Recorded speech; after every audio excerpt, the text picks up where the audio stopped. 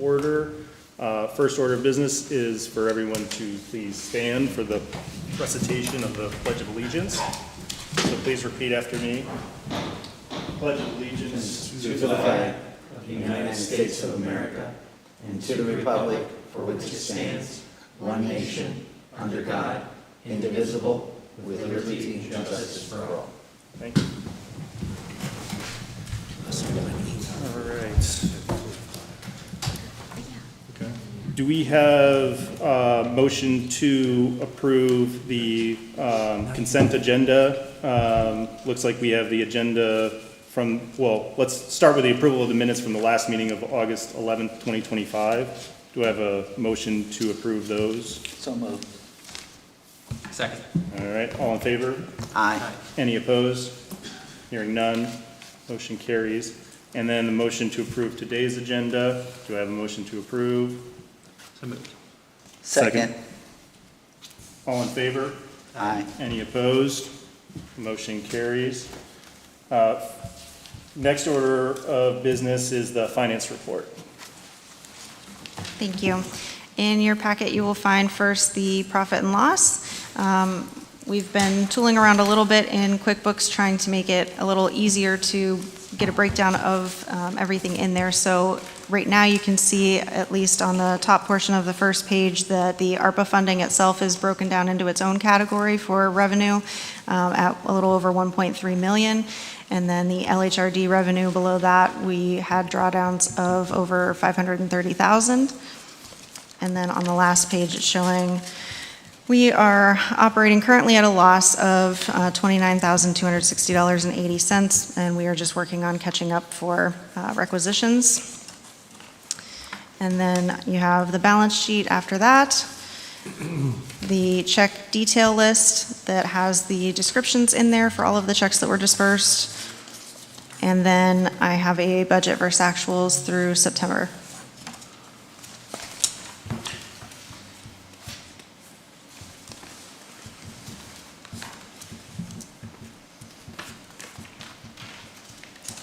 Do we have any questions from the board?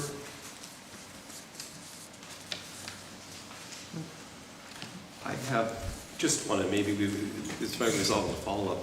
I see that we have $5.9 million in cash, and just wondering how that's invested in terms of short-term investments, in terms of if we have a strategy to do a laddered CD, or how we're maximizing those resources. None of it is currently financed in any matter other than sitting in interest-bearing savings accounts. I know we could invest it short-term in some CDs. Mm-hmm. However, we would only be able to invest up to $250,000 per financial institution. So if the board would like to have us explore that option, we would have to diversify our banking across the board if we wanted to invest it.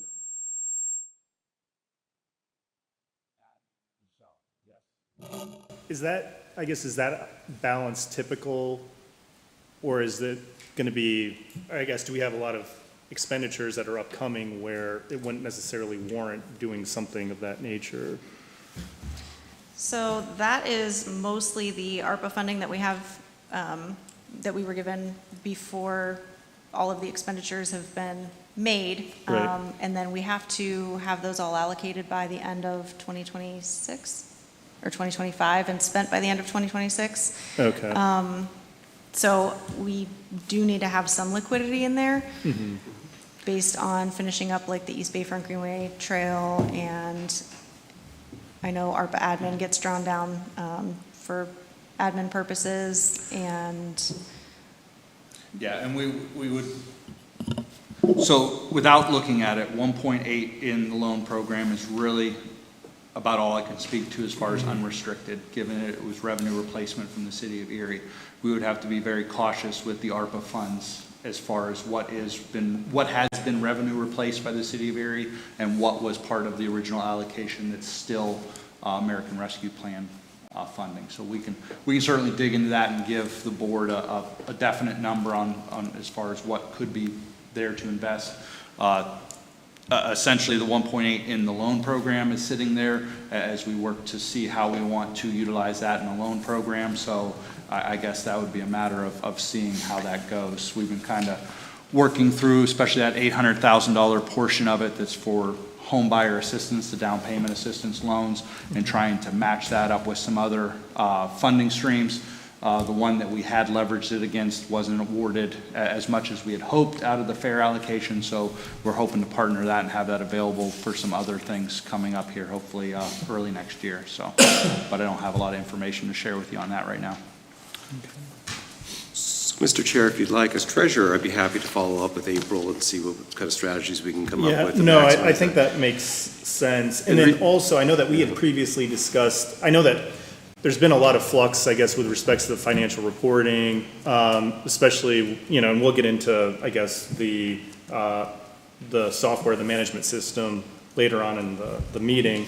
But I know that we had talked previously about, like, I guess, kind of revamping some of these statements and accounts so that we could see kind of, what happened, like, last year. And kind of have that information readily available just to kind of see where we're at and where we're tracking. And I know that obviously with ARPA funding and, that's kind of a moment in time, that's not necessarily something that we're going to be seeing consistently in the future.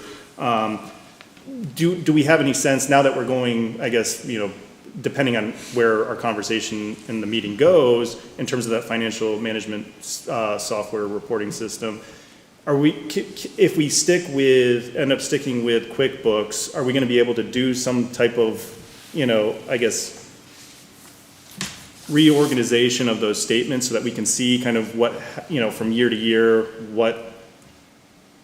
how things are tracking? I say, yeah, I mean, really, and I believe yes. I think it's a Okay. matter of knowing what the board wants to see. We Right. have, and like we talked at that meeting about the financial management software, every grant is different. Every funding source has a different reporting mechanism to it, and that's kind of where, when we looked at that, and we talked through really how QuickBooks will work for us, how we are, because everything else is essentially, April and Corey track it all, and April keeps a very good track as far as every different reporting mechanism, and essentially a lot of it is Excel spreadsheets, but we can put that together in a format, and we can hopefully manipulate it into a software, if it's not QuickBooks, or just into a spreadsheet, so you can see that over the time, and so certainly, on the housing rehab side of it, on the LHRD, we can go back historically almost 20 years and show how much we've spent every year as far as that goes, because every grant fund has a different tracking system with it. Yeah, I'm just, something to kind of see, next to each other, like looking at where we are currently versus where we were, last year, for instance, around the same time. So maybe that's another thing that Chuck and we can get together on and talk about, and maybe even Ethan too, just to see, what makes sense in terms of what we want to see on those statements, just moving forward, so we can give some direction to everyone on that. And I know that these last few months have been somewhat of an anomaly, because you guys have been kind of running all over the place, doing multiple accountings and reconciliations. So I'm not saying that it's an issue. It's just something that we need to give you some direction on. Okay, good. Yeah, we'll have you follow up. Okay. So, any other questions in terms of the financial reports? For the potential investment into further interest-bearing assets, are there any policies that would prohibit like investment into a single or one, maybe two money market accounts that are currently bearing interest in, say, 4-ish%? I'm not aware, but we can look into that. Okay, just from I understand and can absolutely appreciate the need to want it to be as safe as possible, and I think that's FDIC insured, but just thinking about the amount of money and the amount that you're capped at with CDs. Yeah, it's something we can certainly look into and gather all of the details based upon what's eligible, what's available, and what's possible. Okay. And who's our bank that we work with? Erie Bank. Erie Bank. So that team should be able to come back with some solutions. Yeah. Okay, perfect. Do I have a motion to approve the finance report pending audit? So moved. Do I have a second? Second. All in favor? Aye. Any opposed? Hearing none, motion carries. And I apologize, I think I went out of order. Is there any citizens that wish to be heard? All right. Next is the executive director's report, actually the solicitor's report. Gene? Good afternoon, Board. Gene Summer, great to be here and join you on another sunny Monday afternoon. You have my report in front of you. I'll go through it in summary fashion. 314 Walnut Street, and I want to thank Aaron and his group again for keeping us posted throughout. This is a successful rehabilitation. It's going to be completed within the next 30 days. As a result of that successful rehabilitation process, all the documentation will be filed to confirm that that we have relinquished all right title and interest back and they're off and running. 933 East Fifth Street, that was a declaration of taking, excuse me, and this is why I'm continuing to work with Aaron and his group. This was an interesting proposition. This was a tax sale, taken at tax sale. The gentleman had died during the tax sale process, so he was served, but then he had passed away. His heirs had not been served.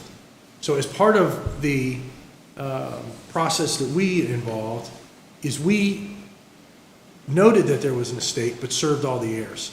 So now we've accomplished that. So we've kind of tidied that up on the second go-round. And what we're doing is making sure that we're taking care of any inheritance tax that may be owed before it's put out on market. So I'm going to work with Aaron and his team to determine, okay, is this something that's going to be demolished?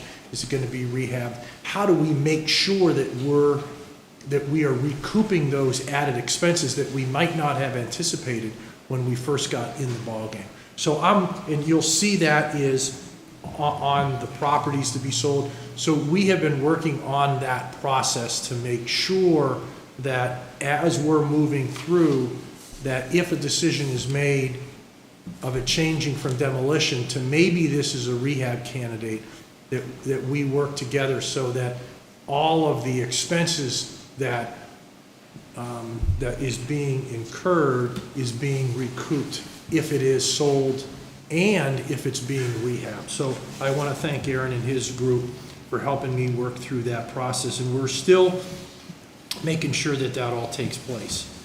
324 East 22nd Street, you are updated with regard to that.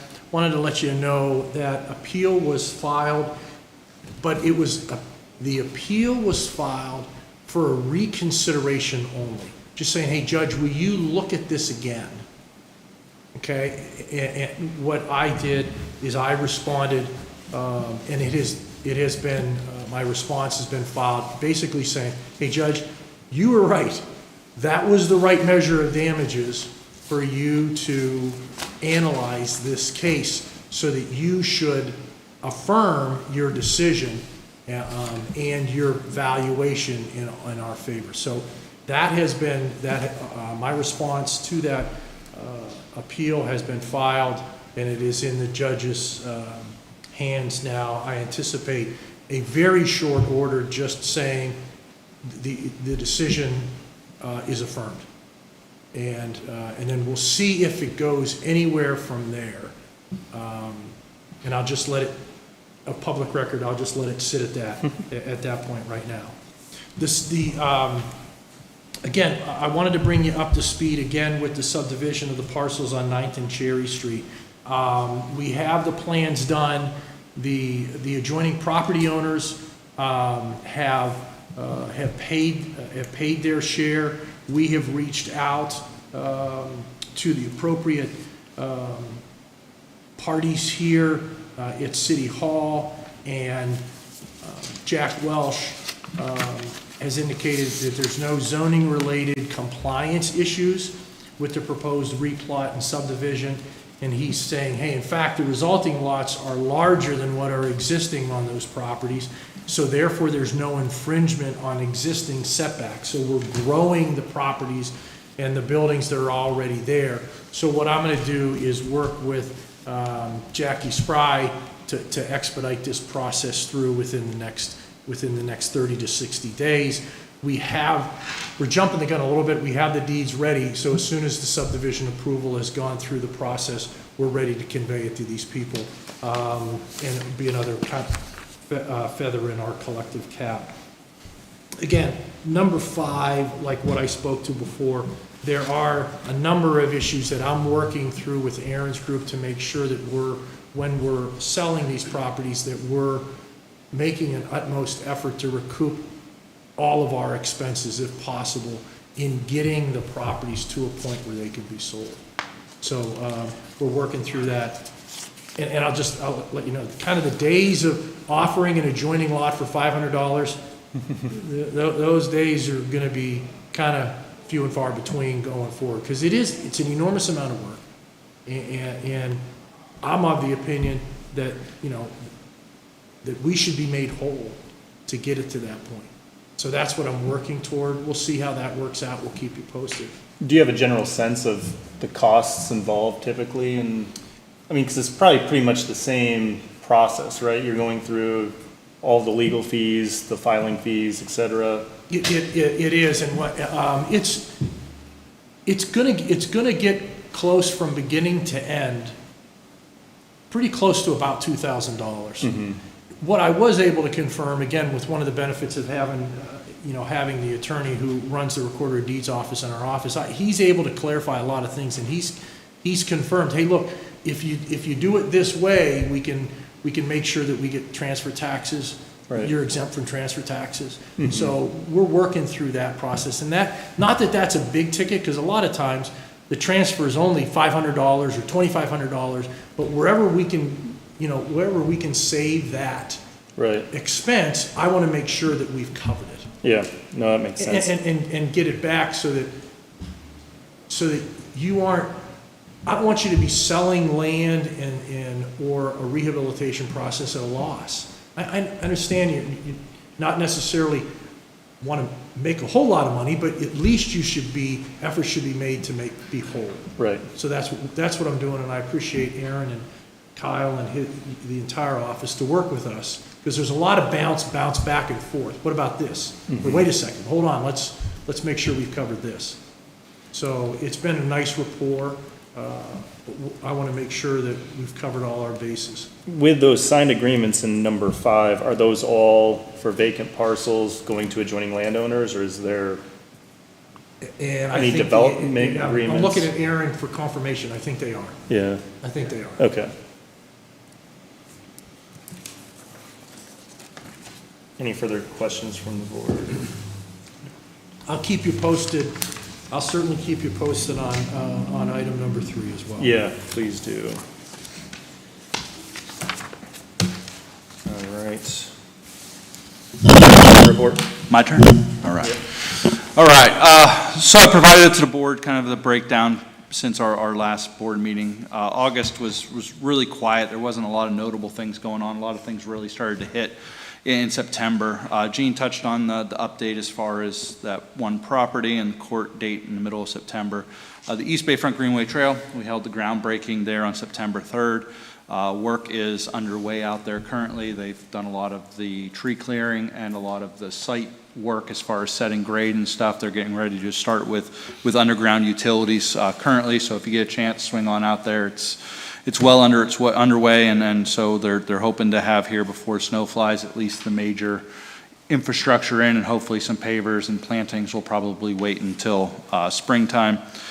The end of September, we kind of kicked back up Infinite Erie, held a few meetings, getting us back on track as far as the playbook and moving some projects forward, and also opening it up. So if anyone didn't see any of those news articles or whatever, but the playbook is open, and they're looking for additional projects to add to it, because it was meant to be a living and breathing document, and something that the Erie community and all of the organizations who are part of it continue to utilize as we continue to move Erie forward. So we had that. We also had an Infinite Erie Housing meeting, a collaborative meeting to discuss housing and how we can work together to bring more housing to the city of Erie and improve housing stock to the city of Erie. So it was good to have that group convening again, so look forward to continuing those meetings. Let's see some of the other notable things. On September 26th, City of Erie put on a National Alliance for Preservation Commissions training, which was really good. It was focused on the Historic Review Commission members along with other interested or such parties that are involved in that. It was really just a good overview of how preservation works, and essentially not always historic preservation, but housing preservation. But a big part of it, and a big, when you look at, there's been a lot of things, especially with this building being registered as on the National Register, and just how different years and decades in architecture have different meaning to different people. And so it was a good session and a lot of good information to take out of it. So other than that, early in the Pennsylvania Municipal League Conference represented the Redevelopment Authority in a session with the mayor and other leaders, along with filming a session for the Municipal League on the East Bayfront Greenway Trail and the collaborative efforts out in that area. And then on the staffing side of it, we did hire a new inspector in Nate Hale and Anna Chemsak as our new community relations and outreach managers. So I'm pleased to have them on board as far as the work that they're going to be doing for the authority. Erie Land Bank, we are up to a full complement of board members regarding the Erie Land Bank. So the mayor did make an appointment to fill the seat vacated by Chris Groner in July. So we do have 5 members there, and we'll be moving forward with that. So not much else to report there other than we're currently looking at the 2025 judicial tax sale and identifying properties for acquisition off of that list, while also waiting to hear from the county land bank on funding acquisition there.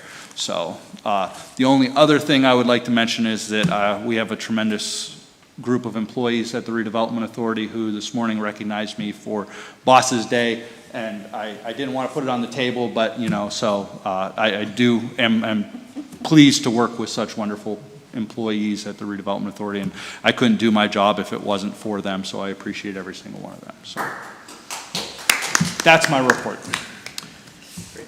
Mr. Chair, I have a question, if I may. Yep. So Aaron, will Anna oversee the Erie the Neighbor Growth Partnership, then will she be the staff person assigned to that then? Yeah, so right now there's a lot of uptake as far as Sure. everything involved in the authority, and so I'm working with Jackie Spryan, the planning director from City Department of Planning and Neighborhood Resources, and to utilize some of their neighborhood planners who have been going to the meetings and in that as well. And so we're gonna kind of work together on that to keep the ENGP going while Anna gets up to speed. But yeah, that will be a primary task of hers, is to keep the ENGP going, making sure the meetings are going, and that we're continuing to drive that nonprofit forward. So when is the next meeting for ENGP? that we're looking to get on the schedule hopefully for November.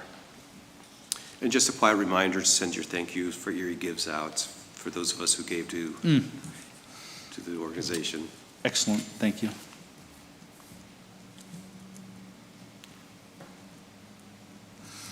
Any other questions from the board for Aaron? All right. So moving on to unfinished business and new business, housing rehabilitation report. Holly?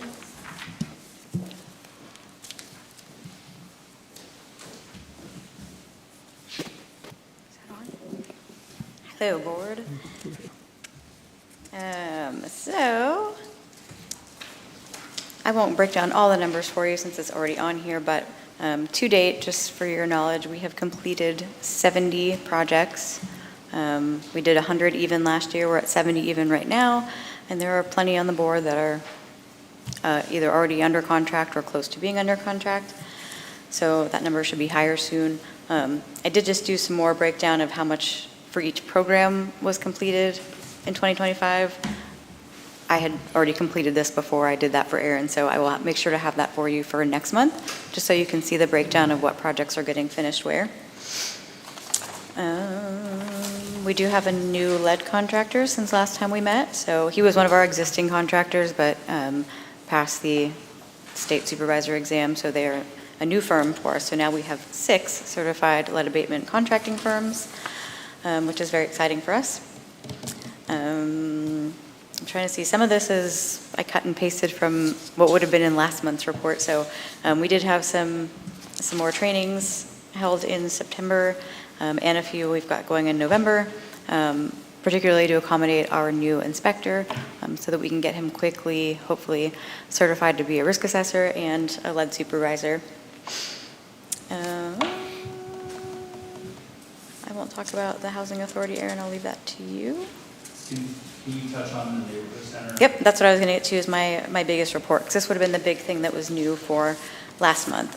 So I've been holding office hours at the new UPMC Neighborhood Resource Center down on East Avenue. If you've not stopped by it yet, I strongly encourage you to. It's a really cool space. It's the second such center like it. The first was in Pittsburgh. It was a big success a couple years ago, and Erie was selected to be the second site of it. So we originally were we started with 1 day a week there, and now we're up to 2. So Tuesdays and Wednesdays I've been going there. Now that we have Anna, she's coming with me to shadow a little, and starting in November, I'll do Tuesdays, she'll do Wednesdays, so we have a full office day presence both of those days there. But it's a really neat place. It's got kind of rotating services throughout there, so lots of different community organizations have office hours there on a rotating basis. They do a monthly calendar, so you know who's going to be there when. The Second Harvest Food Bank just opened their market there, which is super cool. It's a very dignified new way for folks who need those services to get their food, rather than just going and being handed a bag or a box. They actually can kind of shop grocery store style, and so it's a really neat thing that they're doing there. So yeah, I've hosted some intakes there, some contract closings there. Feedback's been really positive from clients and contractors alike. So yeah, and well, last month we were there for their open house for the RAM clinic, the remote area medical clinic, and they will be having another open house coming up here in a few weeks that will be part of as well. We also had another mobile blood lead screening event with the health department last month, the annual Shriners Safety event. And Anna and I are starting to work on a couple of things for National Lead Poisoning Prevention Week, which is the 19th through the 25th. Normally that's a more national, they give us a toolkit and a theme and all that sort of thing, but with the federal government shutdown, it doesn't look like there's going to be a theme this year, so we're just going to, use it just as promotional advertising for our program, and, the dangers of lead, the same things we talk about all the time, but just a little more emphasis. And last thing for me, I and the health department will be with the Erie County Housing Authority to table an upcoming landlord engagement at the St. Martin Center the last week of the month. So maybe get some new landlords wanting to participate in our programs. I think that's all my stuff. To that end, with landlords, do you do anything with the Northwest Pennsylvania Apartment Association? Is that? Any engagement there? That's the apartment association we presented to before. Yeah, Aaron and I presented to them. God, Okay. yeah. Yeah, pretty much yearly, we go to one of their annual meetings and Okay. present on the lead hazard control program. And any traction from those, or not really? It's hit or miss. Yeah. Yeah. I got a couple. We get a the couple last out of time. it, but Okay. yeah. But I did have one just like a month ago called and said they heard us talk at the thing 2 years ago. So Okay. every once in a while, but I think I'm certainly always open to go do another one of those and talk to them about putting something in. I know they do a newsletter, putting something in there, but I think it's a prime time since that we're doing the lower landlord buy-in. Right. It used to be 20%, now it's only 10% contribution. So it's really a kind of unique opportunity for them to get in.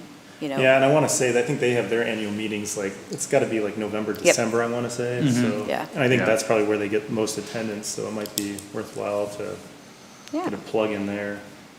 One question that I did have is looking at the rehab report on the first page. There was one application, and this is under the PA ARPA lead, that was denied due to project size exceeding budget. Correct. I guess I just want to understand, what's going Sure. on? So They were moved over for eligibility for that program because they were over income for the regular LHRD program through HUD. Okay. We get a little bit of flexibility with this PA money. As long as they're under 100% AMI, we can get them through. So they did qualify that way. However, upon the inspectors going out and doing the inspection, it was going to exceed $50,000, which is the maximum cap available through that funding.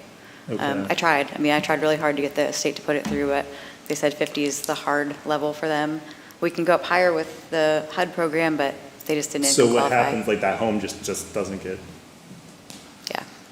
And it stinks because, they know there's a lot of lead there, but it was too big of a job to get approved. Yeah, we have to address every lead-based paint hazard, or we can't address anything at all. right, So it's a very yes and no. It's- yeah, And this was going to be about a $75,000 job, which we could do under the HUD program if they income qualified, but 50 is the hard for max for the state. okay, got it.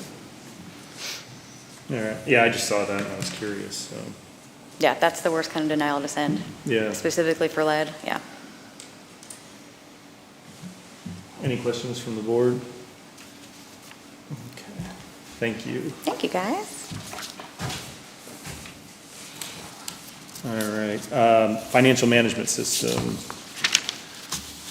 All right, so I did provide the board a brief overview of our discussion regarding the financial management software. And so essentially, I'll kind of give a brief high-level overview of it. So, we had probably 2.5 years ago reached and looked for financial management software. At the same time, we looked for a financial consultant to come in and help April kind of clean up inherited years of just revolving door as far as financial directors. So we had identified Blackbaud, Financial Edge, and XT, and at the same time identified Baker Tilly to come in on the financial side and consult on our operations. So with that, we started kind of simultaneously implementing Blackbaud while Baker Tilly was coming on board. In the midst of all that and Baker Tilly coming in, we kind of stalled on Blackbaud while Baker Tilly kind of did their thing and worked through that. The work by Baker Tilly is extremely instrumental in cleaning up the financial management and processes within the Redevelopment Authority and allowing April to help organize our assets, our properties, along with some of the other things as far as how things could be done and how, helping her kind of put things the way they could be in QuickBooks. And so essentially it came to the point where about 8 months ago, we were still working, trying to get Blackbaud implemented because of a failure by their third-party implementation team to get Blackbaud up and running, to the point where QuickBooks was operating smoothly, and I think everything was working the way it could be and should be at that time. And so then we continued to move forward with Blackbaud, and as that implementation came closer to being complete, a lot more headaches arose with that, and April can touch on those. But essentially the recommendation is to continue to utilize QuickBooks. It's working, it meets our needs financially, given, like I addressed earlier in the board meeting, that majority of our funding sources all have different reporting requirements and different spreadsheets that we are required to report on. And so we double enter almost everything as that goes. And so QuickBooks fulfills the need.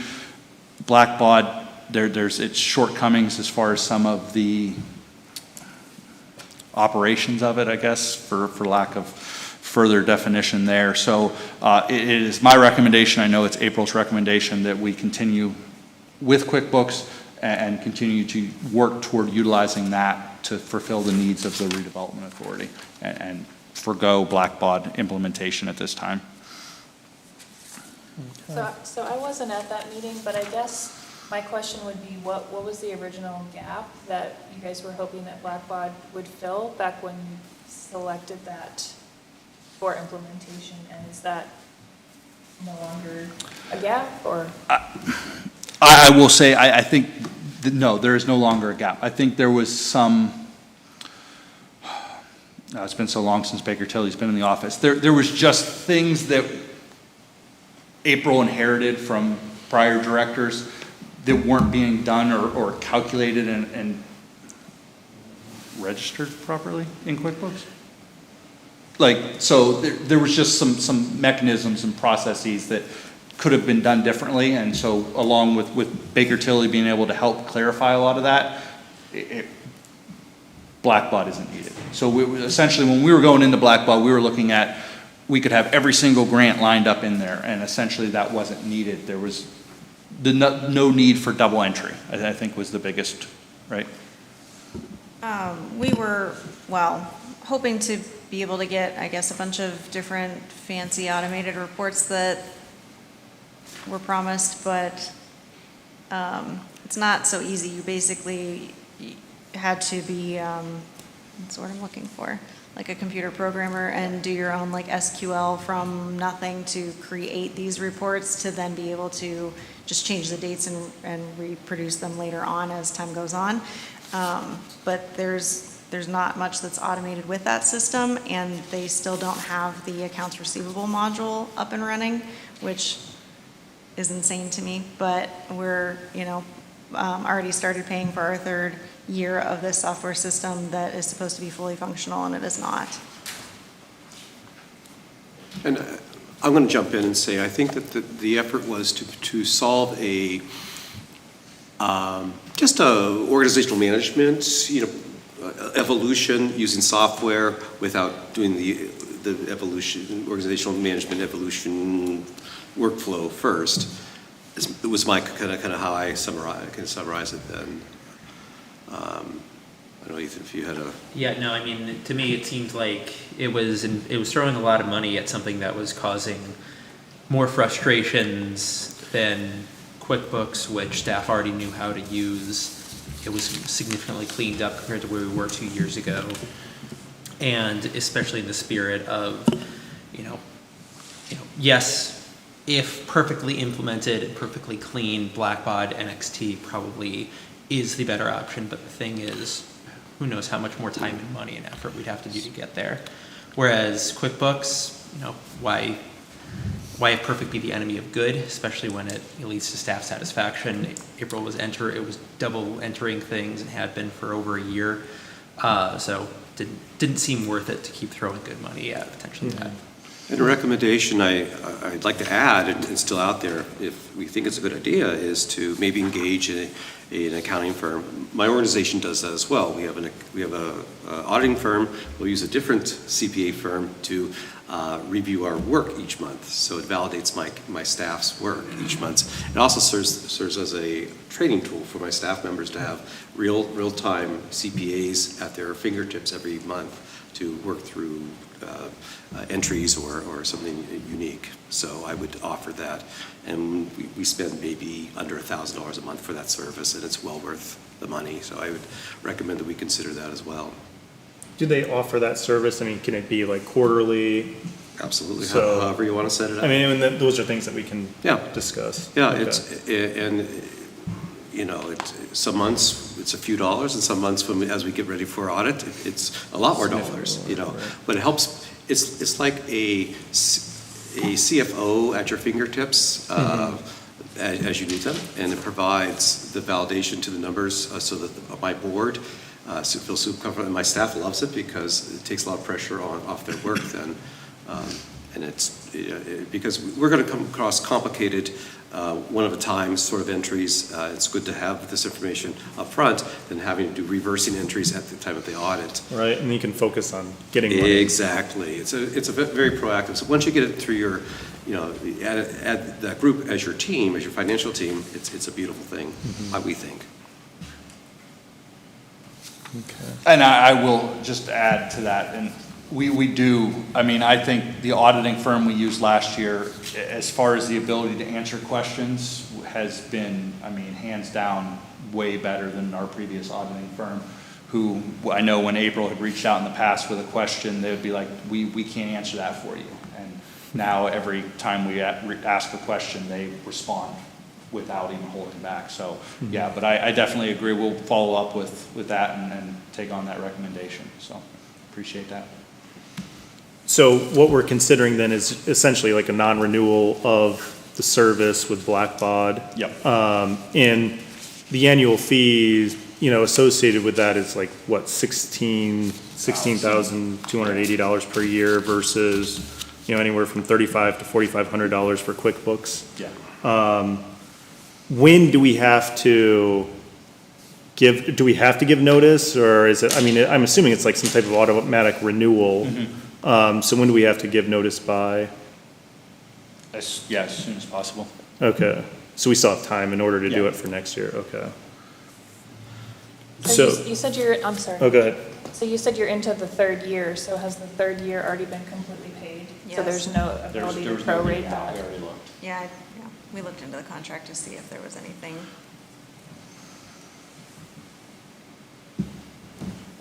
So I guess what we need to do then is, I guess, put forth a motion then, it's kind of a motion for an inaction. But I do think that we actually do need to send out some type of formal notice, to Blackbaud then for the non-renewal. So, I guess, do we have, or is there any other further questions from the board before throwing a motion? All right, do I have a motion then to, send out notice of non-renewal to Blackbaud, in whatever form that we need to in order to notify them that we're no longer, engaging with their service? Correct. And as a Blackbaud customer, I would recommend, different, several services, of notice. Right. I would do Yep. first-class mail, I would do registered return receipt. Oh, yeah. I would do the whole shoot and match. I think it's gonna be a matter of looking at the agreement, covering any notice that we possibly could give, under the agreement. So a lot of times the agreement will specify the forms and types of Correct. notice. Exactly.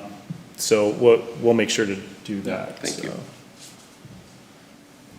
So there's the motion. Do I have, Addendum to the motion. okay, go ahead. We need to put in that we are not only just discontinuing, but we're fully returning to QuickBooks. I think that's. Oh, okay, yeah, no, I agree with that. Okay. So, do we have so the motion, I guess, with the addendum, do we have I so a, moved. a motion on that? And then do we have a second? Second. All right, all in favor? All right. Aye. Any opposed? Hearing none, motion carries. All right.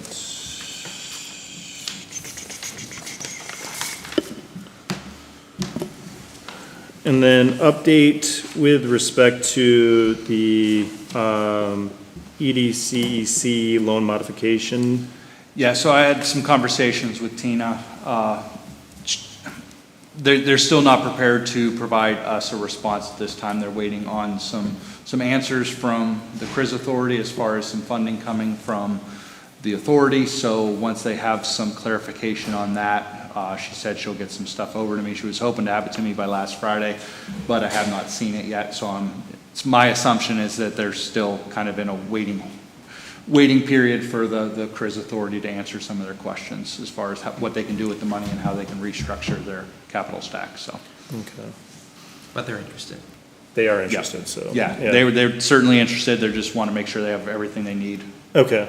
Well, answered, that's, so. yeah, that's better than before. Better so. than before, exactly. All right, well, thank you for that.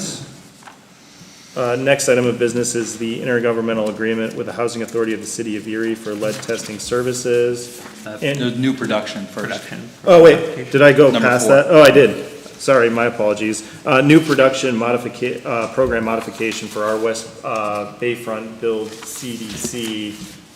So I know that there was a letter addressed to Aaron that went through and explained exactly what's going on in terms of the requested modification for our West Bayfront. So why don't you, Aaron, if you can, just generally describe what's Yeah. going on and Absolutely. where you stand with this. Right, yeah, so back in on March 19th, 2024, the Redevelopment Authority Board appropriated or agreed to enter into a grant agreement with our West Bayfront for 521 West 3rd Street for $120,000. That was a highly distressed property in which our West Bayfront acquired from the Erie Land Bank And it just, through the evaluation and continued work on trying to develop that property, they determined the best outcome for that property was demolition. However, they did acquire an additional property from the Erie Land Bank at 702 Raspberry, and we worked together on that project for some time and evaluated it numerous occasions and trying to help fulfill that project. So Gretchen had reached out in regards to what they could do with the allocation of $120,000 under the new production program. And so we kind of walked through it, and she talked about the different projects that they have going at our West Bayfront. And in talking with her, I feel 702 Raspberry kind of fits a couple different things and is a good position for the funding to be used. And so the reason for that, so in the original allocation, 521 West 3rd Street was one unit.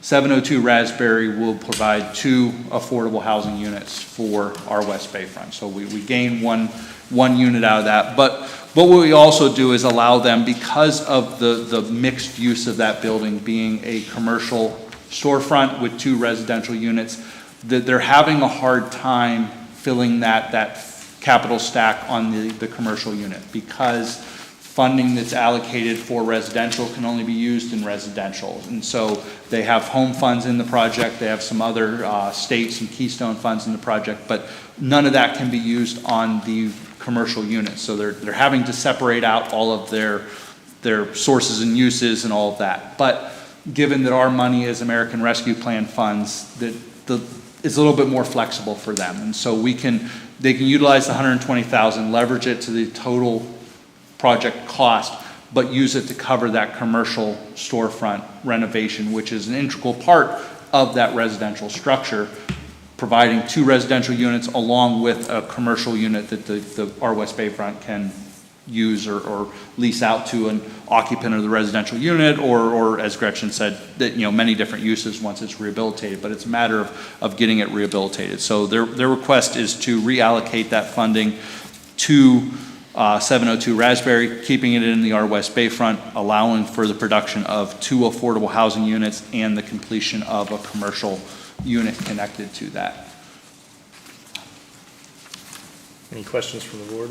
Yes. Okay, so does the agreement with our West Bayfront need to be modified in order to allow for funds to be used for commercial space? The entire agreement would be we do currently have an agreement for 521 West 3rd Street. Right. So we would have to cancel that agreement, cancel that mortgage, and then issue a new agreement to the property at 702 Raspberry, which would identify what that property entails. Okay. And then I'm just specifically latching onto this just because it is in this request. So this is specifically, I'm a little bit, just since our funds would now be touching commercial space, I just want to be conscious of how our West Bayfront is targeting the commercial lease to historically marginalized entrepreneurs. The way it's worded is that it sounds like it's only going to be available to historically marginalized entrepreneurs rather than targeted to them. And I still want to make sure we're not getting our money involved in something that could be exposed to litigation. That's valid. I guess it would come to the motion of the board to say that we would do that if the agreement says that it will be, preference would be given to, but not targeted toward or however. I think targeted as opposed to, if this were a residential lease, it would be a clear fair housing concern that they're only showing it to a black tenant versus a white tenant. So I just want to make sure, or at least get clarification, how they're going to be marketing this as opposed to, only showing certain types of entrepreneurs. Because I agree with our West Bayfront's mission to lease the space to historically marginalized entrepreneurs, and I agree that they've faced barriers. But again, our fund, we'd have a mortgage attached to this. Our funds would be applied to commercial space. So I just want to make sure there's nothing messy that it's going to be tied into. Okay.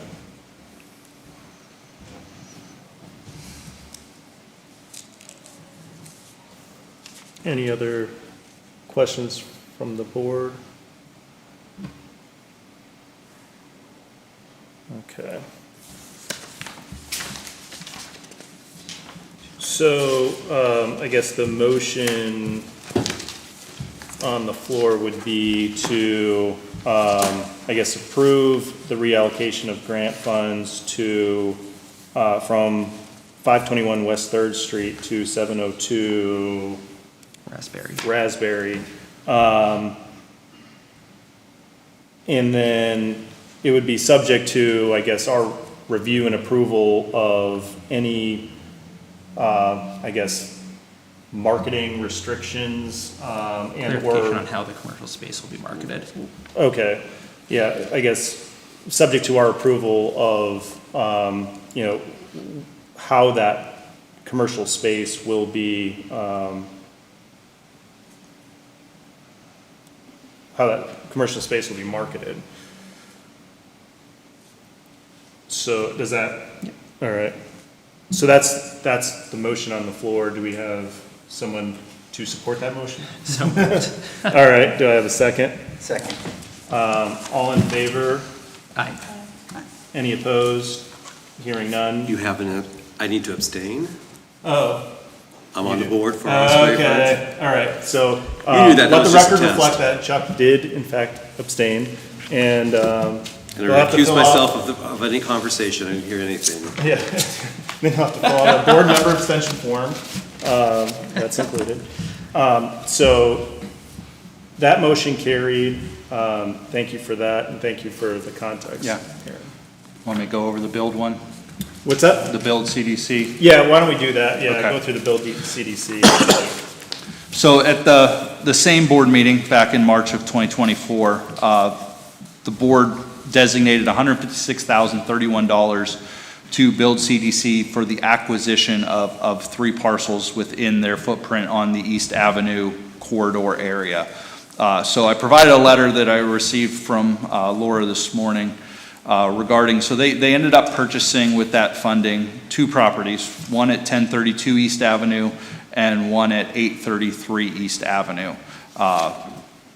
Both properties, 1032 East Avenue is 3 2-bedroom units and 1 commercial unit on the lower floor. East Avenue was 1 2-bedroom unit on the upper and a commercial unit on the lower floor. Their request is that instead of searching out and acquiring an additional third property as they had identified in their original proposal, given the severe deterioration of 1032 East Avenue, their request is to utilize the funding to rehabilitate the residential units at 1032 East Avenue, like I said, as opposed to the acquisition of additional property.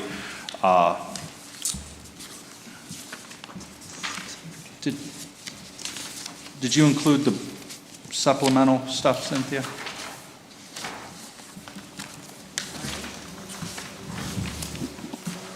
There was a breakdown of the funding. Essentially, they provided a whole breakdown of the construction costs of 1032 East Avenue. It was a substantial amount, all funded by Build CDC was picking up every penny of that. So they would just like to utilize that $75,031 toward the capital stack on 1032 East Avenue's rehabilitation. In conversations with her, I'm fairly certain they're probably gonna, they're not certain yet, but they're talking about eliminating the commercial unit and adding an additional residential unit to 1032 East Avenue. But we did have a conversation that it would be utilized toward the residential units, given that there was a substantial rehabilitation of that. I can pull it up real quick and break that down.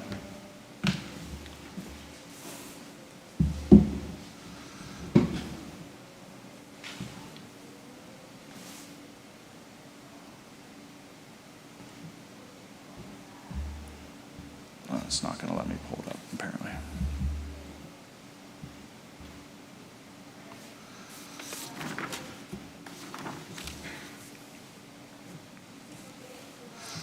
So I can't get it on my phone. Okay. I apologize. But like total projects costs are estimated in the range of $650,000, and the attachment did justify all of the costs for both those units.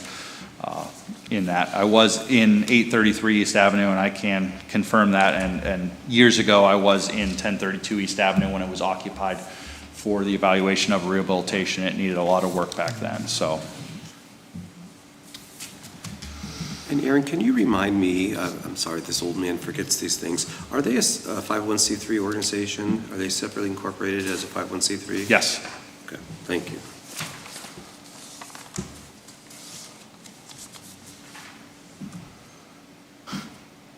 Looks like we're trying to be kicked out. Yeah, he doesn't understand public meetings, I guess. Yeah, I pulled up 1032 on Google Maps. Didn't look great for when the street view was taken.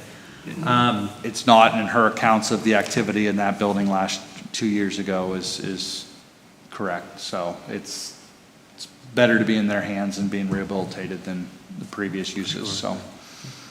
Well, and East Avenue is a very high-profile, street, so obviously the location would support attention.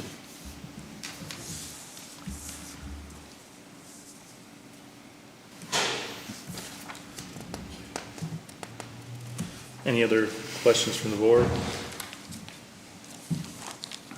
No. All right, so again, this is just to, I guess, allocate those funds, of the remaining funds, the $75,000 that haven't been spent toward the renovation of 1032 East Avenue. Do we have a motion? Hold on.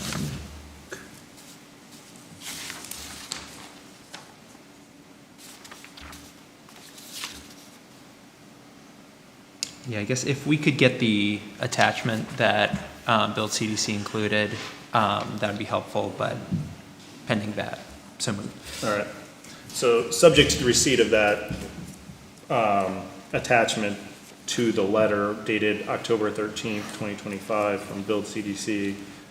So that's the addendum to Yes. the motion. All right, do we have a second? Second. All right, all in favor? Aye. Any opposed? Hearing none, motion carries. All right, next order of business, intergovernmental agreement with the Housing Authority of the City of Erie for lead testing services. And just so you know, I have a conflict with this. My law firm represents Housing Authority of the City of Erie, so I'll abstain from voting. But Aaron, why don't you?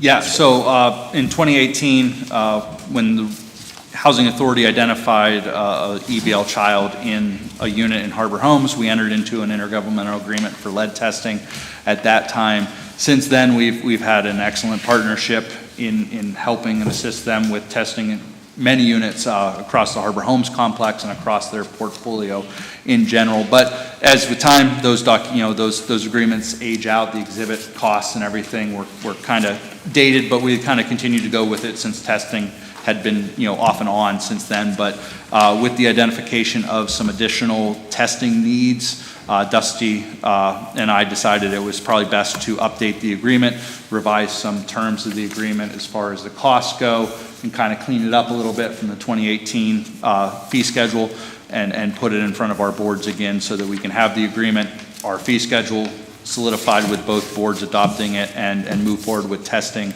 at their complex at the John Horan Apartments, so. And just to confirm, the term of this agreement is perpetual, the rates are established, are perpetual, but each party has the right to terminate on 60 days prior written notice? Yes. Okay. Any questions from the board?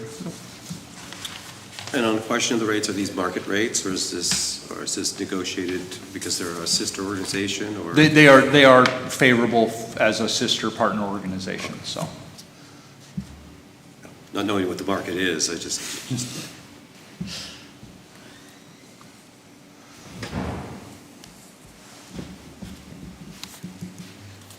Any other questions?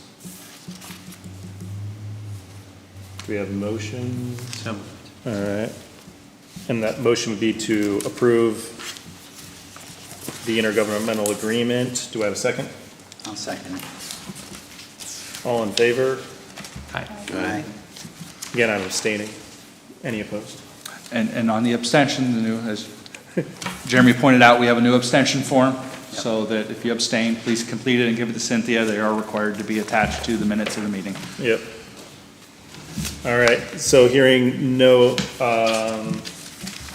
nothing opposed, that motion carries. Last order of business is the executive coaching and leadership vision and strategic planning. As much as I want to talk about that and the efforts I of think we're getting kicked out. yeah, so I can follow up with the board a little bit more on it. Brian Littlehale is excellent.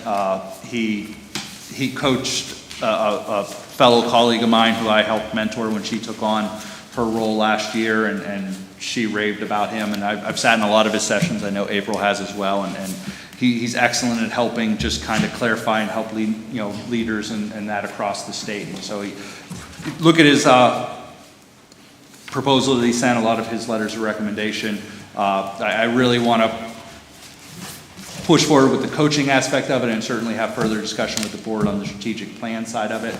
But, certainly the coaching is something that I feel would be an asset to me, an asset to April and to the whole team, as far as just helping with my organizational structure and helping us at the Redevelopment Authority just work through different things and aspects of our operations, so. And I went to his website and it looked like he does a lot for similar agencies. So. Yes, he does a lot. He's part of the PARA organization that, Pennsylvania Association of Housing Redevelopment Agencies. He works with a lot of the agencies across the state of Pennsylvania, so. All right. Yeah, we'll address that, I guess, at next meeting. Yeah. Without any further ado, do we have a motion to adjourn before we get kicked out? I have one more Okay, good. to carry over. So we had a bylaws committee, subcommittee formed earlier this summer, and I Yeah. don't know if we ever followed up. I probably owe you information, Mr. Chair. Yeah, So that's fine. Yeah, so let me do that then, and we can put on the docket then for our November meeting. Yeah, we can certainly do that. Yeah, if you can get over to me, because what I'll do is I'll go through and revamp the bylaws, probably send them to Gene so that he can review as well. And then we can circulate to the group and vote. Yeah, I was going through my to-do and then realized I was remiss. Yeah, no, I apologize, we'll get it on the docket here, and, well, thank you. Do we have a motion to adjourn? Move. Do I have a second? all those in favor? All in favor? Aye. Any opposed? Hearing none, motion Everybody carries. We are everybody adjourned. wants to sit.